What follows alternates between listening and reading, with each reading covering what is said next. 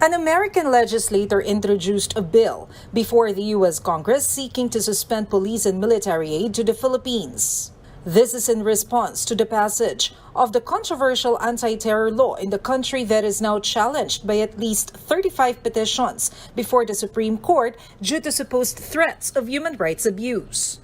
Pennsylvania Representative Susan Wild said the Philippine Human Rights Bill outlines the criteria that the Philippine government must meet in order to resume such funding from the U.S. Rodrigo Duterte's brutal regime is using the pretext of a so-called anti-terrorism law to ramp up efforts targeting labor organizers, workers, and political opponents. This law allows suspects to be detained by the police or military without charges for as long as 24 days and placed under surveillance for up to 90 days.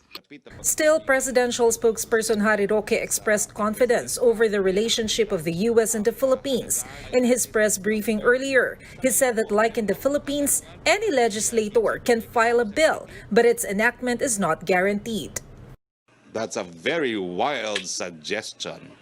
Kampante po kami na ang State Department naman po at ang administration ni President Trump dahil sa malapit na pagkakaibigan ng ating presidente kay President Trump ay nakikita ang halaga ng patuloy na kooperasyon sa parte po ng Estados Unidos at ng Pilipinas.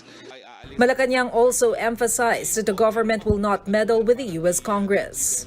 Pero kampante nga tayo na sa tingin ko kinikilala naman ng Estados Unidos ang halaga ng Pilipinas sa pagiging partner niya pagdating din sa mga usaping national security ng Estados Unidos mismo. Meanwhile, Senator Panfilo Lacson, who spearheads the Senate Committee on National Defense and Security, says that any member of the U.S. Congress has the right to file any legislative measure. Its approval, he warns, will also be a big loss for the U.S. After all, he notes, a major part of the security assistance to the Philippines is used to combat terrorism. The senator adds the U.S. Congress may have to resolve the legal issue over the Visiting Forces Agreement between the U.S. and the Philippines. Recall that on Friday, the European Parliament has threatened to cut the Philippines' export tariff perks in light of alleged human rights abuses. Unshaken, the palace has answered back, telling the European Parliament to go ahead if they want to burden Filipinos during the crisis. On Tuesday night, no less than President Duterte defended the passage of the Anti-Terrorism Act during his address at the 75th United Nations General Assembly.